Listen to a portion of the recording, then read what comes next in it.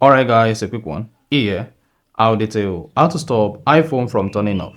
So if your iPhone screen often turn off after a couple of seconds and it requires password or Face ID to unlock it, then this is what you need to do. So if at the end of this you find this offer informative, please don't forget to like and then subscribe. First, go ahead and open the settings app. Scroll down, click on display and brightness. Scroll down, click on auto lock.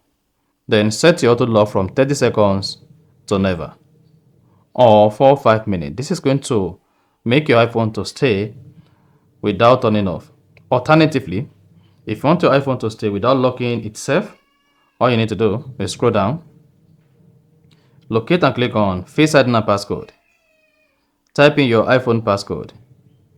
Then scroll down that and then click on Require Passcode. Here, choose the best option that suits you. And this is going to stop your iPhone from require passcode immediately.